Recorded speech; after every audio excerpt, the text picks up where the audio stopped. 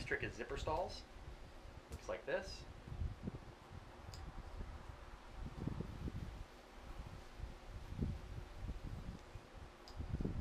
And it's a repeater, so you can do it as much as you want to.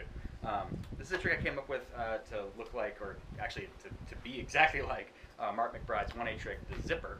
So if you don't already know that, go back and learn that in the 1A section. But this is basically the zipper, but with stalls, right? So you're going to throw an undermount stall. You're going to somersault it towards your body.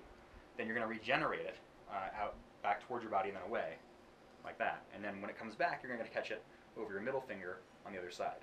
Right, and that's about the halfway point of the trick. So, once again, undermount stall, somersault, regenerate, catch.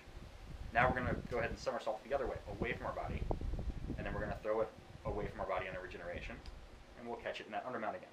So that's the whole trick, right? On this side, undermount, somersault, regenerate, catch. Right? Somersault, regenerate, catch. Somersault.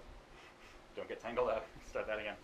Undermount, somersault, regenerate, catch. Somersault, regenerate, catch. Somersault, regenerate, catch, etc. Right? And then, when you get tired of it, just stop. You can also do it from a split bottom mount. So you can throw a split bottom stall, somersault it towards your body, regenerate it, catch it in a reverse split bottom mount, somersault it, etc. Right? So you can do that variation too if you want to. But make sure you go learn the zipper and practice that well, because that's fundamental to doing the zipper stalls trick.